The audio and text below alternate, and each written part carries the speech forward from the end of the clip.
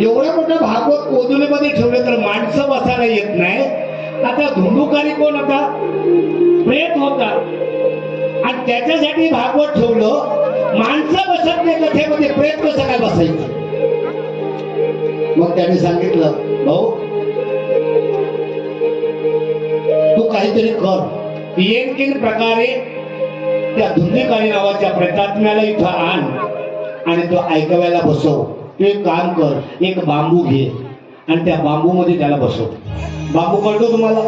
बांबू आपल्या गावात बरेच बांबू असतात ना. हा, जे कथा कीर्तन कधी येत नाही त्याचं नाव बांबू. ते बांबू जे आहेत ना, ते बांबू बाकी कशाला काम येत नाही. ते फक्त मैत्रीलाच काम येतात. मैत्री असतात ती बांबू. ते घेऊन जायला असतात ना, हा ते बांबू असतात. पण देवाला पण दया आली का ते बांबू नुसतं मैत्याला नको, काहीतरी कामं आले पाहिजेत. मग बघा आपल्या झेंड्याला लावले बांबू. वारकऱ्यांच्या झेंड्याला ते बांबू लावले. मग त्या बांबू मध्ये त्या धुंडुकारीला बोलवलं आणि तो त्या बांबू मध्ये बसला. पहिल्या दिवसाची कथा झाली, त्या बांबूची पहिली गाठ फुटली. दुसऱ्या दिवसाची कथा झाली दुसरी, तिसऱ्या दिवशी कथा झाली तिसरी गाठ. अशा 7 दिवसामध्ये 7 गाठी फुटल्या आणि धुंडुकारी मुक्त झाला. आणि मुक्त झाल्याच्या नंतर त्याला दिव्य विमान घ्यायला आलं. आणि दिव्य विमान घ्यायला आल्याच्या नंतर तिथे बरेच लोक बसले होते आमच्यासारखे. ते विचारलं त्यांनी, अरे धुंडुकारी सारखा वाईट नालायक माणूस ज्याने असंख्य पाप केलं, अशा माणसाला नेण्यासाठी विमान येतं आणि आम्ही एवढी कथा ऐकली, आम्हाला का विमान नाही? तेव्हा त्यांनी सांगितलं, धुंडुकारीने कथा ऐकल्याच्या नंतर कथा ऐकून गेला तर घरी विचार करायचा, ही कथा सांगली याचा काय वर्म आहे, काय मर्म आहे, आणि याचा तो विचार अंतःकरणामध्ये करायचा. असा 7 दिवस त्याने ती कथा मन लावून ऐकली. आपण शेजारच्या बाईशी बोलतो, त्याला खुणवतो, त्याला खुणवतो, इकडून उठतो तिकडून उठतो, काय आळोखे देतो, काय पिळोखे देतो आणि विमानाची वाट पाहतो. जमेल का? नाही जमणार. आणि मग त्या पद्धतीनं त्याचा उद्धार झाला. आणि त्याचा उद्धार झाल्याच्या नंतर या ठिकाणी सांगितलं की बाबा रे, नैमिष्य अरण्यामध्ये बसलेले जे काही सौनकादी ऋषी होते त्यांनी सूत महर्षींना या ठिकाणी काही प्रश्न विचारले. आणि ते प्रश्न असे होते की ह्या मनुष्य जन्माला आल्याच्या नंतर ज्या माणसाला काही अक्कलच नाही, म्हणजे आज्ञाने एकदम, ज्याने कधी देवधर्म केलेलाच नाही, अशा लोकांना मुक्तीचा काही मार्ग आहे की नाही, असा एक प्रश्न विचारला. ह्या विश्वामध्ये असं काही तत्व आहे का ज्या तत्वाला जाणल्याच्या नंतर काही जाणण्याचं शिल्लक राहत नाही? पुढे जाऊन सांगतात, दुःख निवृत्तीचा काही मार्ग आहे का, दुःखातून सुटण्याचा काही मार्ग आहे का? आणि असं विचारल्याच्या नंतर त्या ठिकाणी सूत महर्षीने काही उत्तरं दिली. आणि त्याच्यामध्ये सांगितलं, भागवत जे आहे, भागवत हे नेहमी भक्तीचा पुरस्कार करतो. भागवत हे भक्ती सांगतो आणि भागवताला बसल्याच्या नंतर अंतःकरणामध्ये तो भाव निर्माण होतो आणि त्या भावाने देवाची ओढ लागते.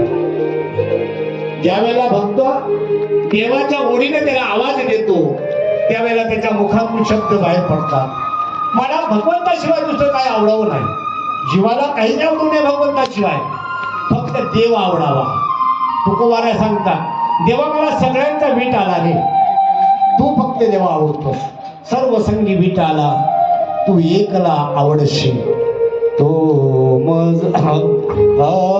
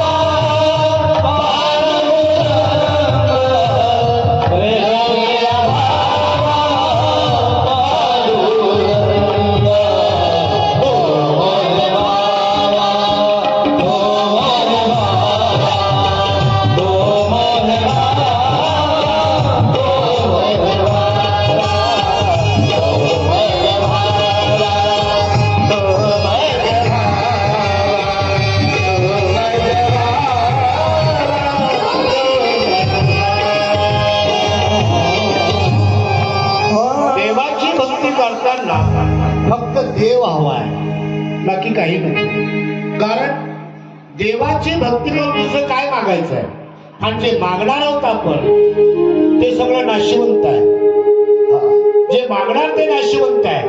ह्या विश्वामध्ये जे निर्माण होणार आहे ते नाशिवंत आहे. आणि फक्त एकच शाश्वत आहे, तो पांडुरंग, तो परमात्मा, तो ईश्वर. म्हणून त्याने सांगितलंय देवाला मागावं. किती जण देवाची भक्ती करून देवाला मागतात? हा, देवाची भक्ती करतो आणि नको ते काहीतरी मागतो आपण. सांगितलंय देवच मागावा. देवाची आचाडे आळवावे देवा. देवाच्यासाठी देवाला आळवावं. आणि मग ते म्हणतात असं काही जे आहे की देवाची भक्ती करताना निर्हेतुक भक्ती करावी. त्याच्यामध्ये हेतू नसावा. काय हेतू असावा? काहीच नसावा.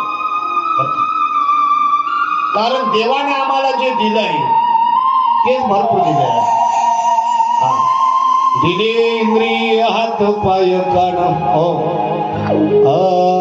दिले इंद्रिय हात पाय कान, डोळे मुख बोलाया वचन, जेणे तू जोडशी नारायण, नाशे जीवपण भमर. दिले इंद्रिय हात पाय कान. देवाने दिले इंद्रिय दिले, हात दिलं, कान दिले, पाय दिले, डोळे दिले, मुख दिलं, ज्याच्याने देव जोडता येतो. हा, येण्याची शरीरे, ह्याच शरीरानं जन्माला येणं आणि मरण टाळता येतं. आणि ह्याच शरीरानं परत जन्माला येणं आणि लौक्ष 84 योनीमध्ये फिरणं हे ह्याच शरीरानं घडतं. याच देही घडे देवाचे भजन, आणि कहे ज्ञान नाही कोठे. याच देहाने फक्त देवाचं भजन होतं. हा, म्हणून सांगितलं एक दिन तो जाना है रे, भजले ना राम को. एक दिन तो जाना है रे, भजले ना राम को. एक दिन तो जाना है, भजले तो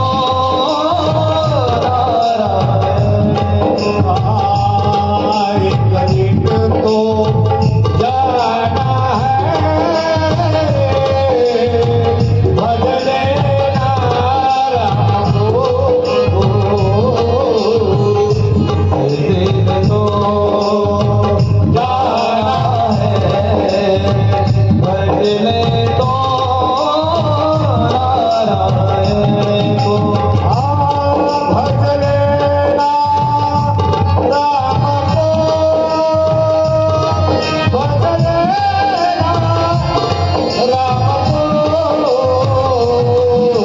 भजले तो जाना है,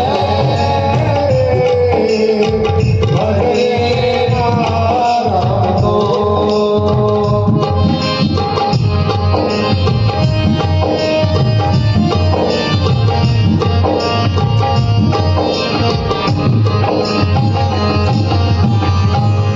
एक दिन तो जाना है रे, भजले ना राम को, भजले ना राम को, भजले ना राम को. बघा ना, 3.5 हाथ का पिंजरा तेरा तेरा, 3.5 हाथ का पिंजरा तेरा तेरा, उसमें भरा है बहुत कचरा. वो कचरा साफ करने को भजले ना राम को. तेरे पिंजरे का टूट गया डंडा डंडा, तेरा पिंजरा हो गया ठंडा. तो पिंजरा दुरुस्त करने को भजले ना राम को. म्हणून देवाला भजा. कारण देवाला भजलं तर देव काहीतरी आपल्या पदरात टाकतो. पण ज्याच्यासाठी आपण आयुष्य वाया घालवतो, एक दिवस तुम्हाला तुमच्या घरातली खुर्ची तुटलेली आहे का, तुमच्या घरात तुटलेली खुर्ची, आणि तुमच्या घरात त्या तुटलेल्या खुर्ची तिची जी किंमत आहे तीच तुम्ही म्हातारे झाल्यावर तुमची किंमत आहे. वेगळी किंमत नाही तुम्हाला सांगतो, वेगळी किंमतच नाही. हा एक मी सिरियल पाहिली होती टीव्हीला, सास भी कभी बहू थी. होय का, होती ना सिरियल, सास भी कभी बहू थी. हा सासू पण कधीतरी सून होती, पण आज ती काय झाली, आता ती सासू झाली नाही, आता तिचं कोणी ऐकतच नाही. आता तुम्हाला खरं सांगू का, पहिल्या माझं लग्न झालं त्यावेळेची गोष्ट सांगतो बरं का. माझं लग्न 45 वर्षापूर्वी झालं. 45 वर्षापूर्वी माझं लग्न झालं. त्यावेळेला सुनबाईला नवे नवे त्या मुलीच्या आईला भीती वाटायची की माझ्या मुलीला कशी सासू मिळेल अशी भीती असायची. आता सासूला भीती वाटते कशी सून भेटेल. मोठी शोकांती काय द्यावा, तुमच्या सुना लय बाई चांगल्या आहेत बरं का, लय गोड आहेत तुमच्या सुना. आणि वसुची सांगतो तुम्हाला, देवाशिवाय आपलं कोण नाही बरं का, आपलं देवाशिवाय कोण नाही. एक देवच आहे जो आपला आहे. कारण कृपाळू ऐसा तुझा कोणी सांगा, अरे माझ्या पांडुरंगा सारिखा. देवा एवढा कृपाळू दुसरा कोण नाही.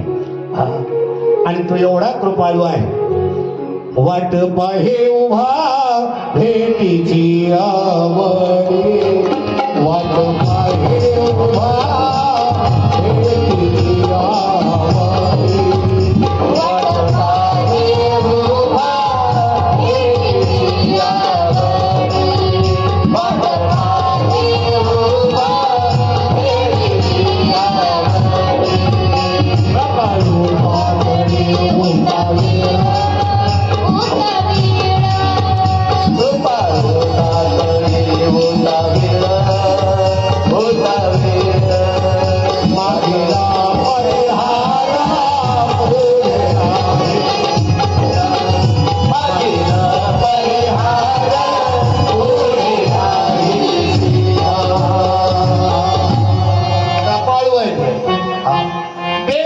भागडी उभावे, देव कृपाळू दिनाचा. तुम्हा आम्हाला आधार फक्त देवाचा आहे. एक हिंदी गाणं होतं, ते गाणं मला आठवतंय. आपण कथा बरोबर टायमवर आठवत